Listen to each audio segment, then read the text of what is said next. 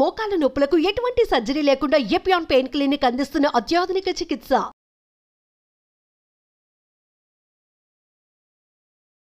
Suman TV వీక్షిస్తున్నటువంటి ప్రేక్షక అభిమానులకి నా యొక్క హృదయపూర్వక నమస్సుమాంజలు. నేను doctor D Balakrishnan, Ayurveda Vaidyaratna, Shri Kaushik Ayurveda multitherapy hospital, Dilsukh Nagar, Hyderabad నుండి మాట్లాడుతున్నాను.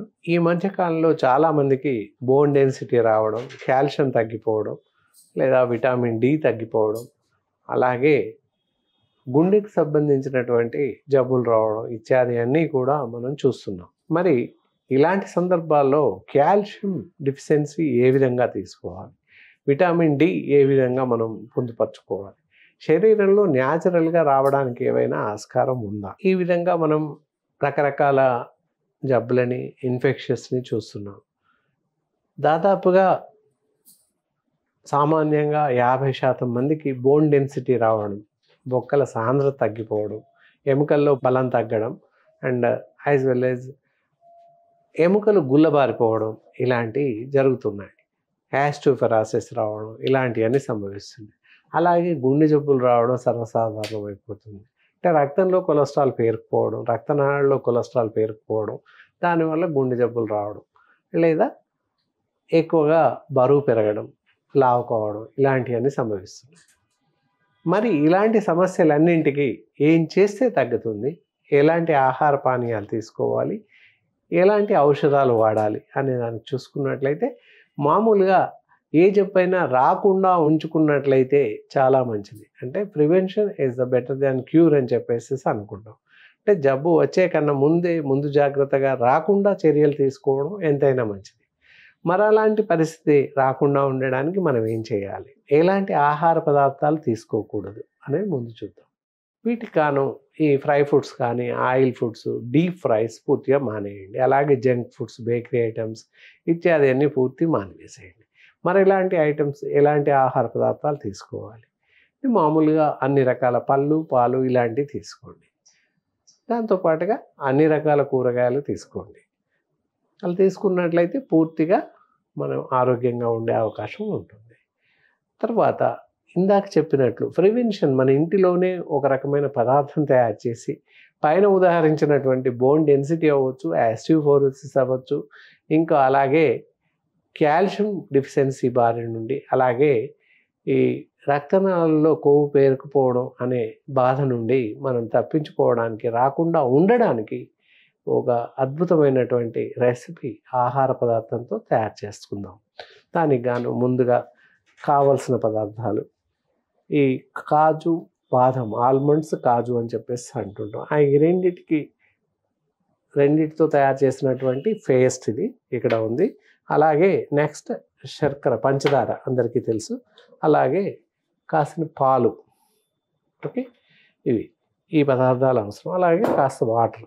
ఎలా తయారు చేసుకుందాం ఇప్పుడు చూద్దాం. ఒక బౌల్ తీసేసుకొని స్టవ్ వెలిగించాం, కాస్త వాటర్ తీసేసుకుందాం. ఓకే, ఇవి ఎందుకంటే మనం తయారు చేస్తున్నటువంటి పేస్ట్ ఉంది కదా, ఒక 2 స్పూన్స్ వరకు బాదాం, కాజు యొక్క పేస్ట్ తయారు చేసి పెట్టుకున్నాను మెత్తగా. వీటిని ఇందులో వాటర్లో వేసేసి బాగా మరగనివ్వాలి. మనం టీ, కాఫీకి ఎలాగైతే మరగనిస్తామో ఆ విధంగా క్లాట్స్ లేకుండా, ముద్దలు లేకుండా చక్కగా కలిపేసి మరగనివ్వాలి.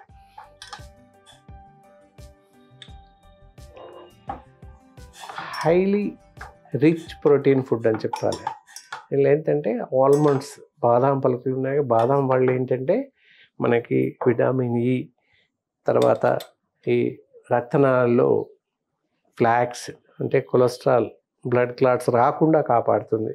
అలాగే కాజు కూడా సర్వత్రా మనకి ఆరోగ్యదాయని, అందులో కూడా మెగ్నీషియం ఉంటుంది.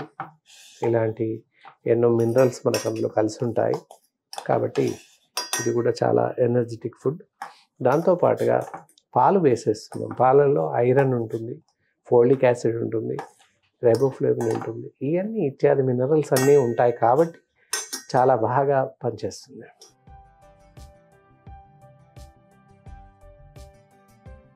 ఒక 5-10 నిమిషాలు పూర్తిగా మరిగితే ఇది ఒక రకమైన సూప్ లాగా తయారవుతుంది.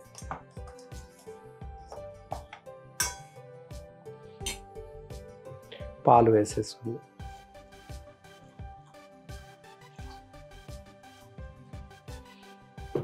పాలు వేసేసి మరి కాస్త మరగాల్సిన అవసరం ఉంటుంది. ఎముకల గుల్లవారిపోవడం రాకుండా కాపాడుతుంది. దాంతోపాటుగా కాల్షియం డిఫిషియన్సీ నుంచి కాపాడుతుంది. కాల్షియం డిఫిషియన్సీ వస్తుంది అని చెప్పేసి అందరు బెంబేలు పెడుతున్నారు కదా. విటమిన్ డి అలాగే కాల్షియం డిఫిషియన్సీ ఇవి రాకుండా పూర్తిగా కాపాడుతుంది. దాంతోపాటుగా రక్తనాళాల్లో ఏర్పడేటటువంటి ఫ్యాట్స్ని పేరుపోకుండా చూస్తుంది. కాబట్టి ఇలాంటి పానీయాన్ని రోజులో ఒకసారి కనీసం తాగినట్లయితే ఈ కాల్షియం డిఫిషియన్సీ బారి నుండి, విటమిన్ డి బారి నుండి మనల్ని మనం కాపాడుకునే అవకాశం ఉంది. వచ్చాక ఇబ్బంది పడే కన్నా ఒక ఏజ్ వచ్చాక 40 years 50 years దాటిన వాళ్ళు ప్రతిరోజు రాత్రి కానీ మధ్యాహ్నం కానీ ఒక గ్లాస్ ఇలాంటి పాలు తయారు చేసుకొని తాగినట్లయితే ఎంతో ఆరోగ్యదాయకంగా ఉంటుంది. గుండెకి, కళ్ళకి, ఎముకలకి వీటన్నింటికి బాగా పనిచేస్తుంది. కాబట్టి తప్పకుండా అందరూ చిన్న పిల్లల నుండి మొదలుకొని పెద్దవాళ్ళ దాకా తాగాల్సిన అవసరం ఉంటుంది. చిన్నపిల్లల్లో ఎముకల గట్టితనం చేకూరుతుంది. అలాగే వాళ్ళ యొక్క ఎదుగుదల, శారీరక ఎదుగుదల కూడా చాలా అద్భుతంగా ఉంటుంది. కాబట్టి పిల్లలకు కూడా నిరభ్యంతరంగా ఇవ్వచ్చు. దీన్ని ఇంకొక రకంగా మనం ఇప్పుడు శర్కర పంచదార వేసేస్తాం. పంచదార సరిపడేంత వేసుకుందాం.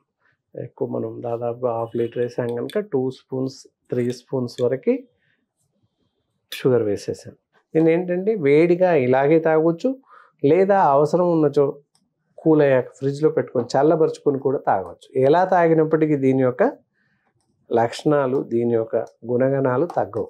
ఇంకా నిద్ర లేని సమస్య కూడా తీర్చుతుంది. రాత్రి పడుకునే ముందు ఒక కప్ పాలు ఇలాంటివి రిచ్ ఫార్ములేటెడ్ పాలు తాగినట్లయితే తప్పకుండా మంచి నిద్ర వస్తుంది. ఇన్సుమ్నియా, నిద్రలేమితో బాధపడే వాళ్ళకి ఇది చాలా చక్కని ఔషధంగా పనిచేస్తుంది. ఇన్ని రకాలుగా బాదం, కాజుతో కూడినటువంటి మిశ్రమంతో కూడినటువంటి పాలు చాలా బాగా పనిచేస్తాయి. ఇందాక చెప్పినట్టు మరొకసారి మీరు వీక్షించవచ్చు. ఎముకల గుల్లబారిపోవడం, ఎముకలు బలహీనపడిపోవడం, కాల్షియం డెఫిషియన్సీ బారిన పడ్డ వాళ్ళకి, అలాగే ఆస్టియోపొరోసిస్ ఇవన్నీ రాకుండా కాపాడుతుంది. అలాగే వచ్చాక కూడా డెవలప్మెంట్, కాల్షియం డెవలప్మెంట్ న్యాచురల్గా డెవలప్ అవుతుంది. ఎలాంటి కాల్షియం పిల్లలు మింగడం కానీ, కాల్షియం మందులు తీసుకోవడం కానీ అవసరం లేకుండా ఉంటుంది. అలాగే కంటి చూపు తగ్గకుండా బాగా పనిచేస్తుంది. ఇంత ఎఫెక్టివ్గా, ఇంత ఎనర్జెటిక్గా, ఇంత బాగా పనిచేస్తున్నటువంటి ఈ పాలని తప్పకుండా రోజు ఒకసారి ప్రతి వాళ్ళు తాగడం ఎంతైనా అవసరం. ఎందుకంటే ముందు జాగ్రత్త చర్యగా ఈ పైన ఉదాహరించినటువంటి జబ్బులు ఏవీ రాకుండా కాపాడుతుంది కనుక తప్పకుండా సర్వత్రా అందరూ వాడవచ్చు. ఇందాక చెప్పినట్టు 2 విధాలుగా అయితే వేడిగా ఉన్నప్పుడు తాగొచ్చు, లేదా పూర్తిగా చల్లబరిచి పిల్లలకి ఇచ్చినట్లయితే చాలా ఇష్టంగా తాగుతారు. పిల్లలకి ఎదుగుదల లోపం ఉన్నవారికి కూడా చాలా బాగా పనిచేస్తుంది. ప్రతి పిల్లలకి ఎముకల ఎదుగుదల, శారీరక ఎదుగుదల తప్పకుండా వీటి వల్ల వృద్ధిలోకి వస్తుంది. కాబట్టి చిన్న పిల్లలకి ఇవ్వడం ఎంతైనా మంచిది. వారికి ఈ మధ్య చిన్న పిల్లలకు కూడా కంటి చూపు తగ్గిపోతుంది, ఎముకలు బలహీనంగా ఉంటున్నాయి.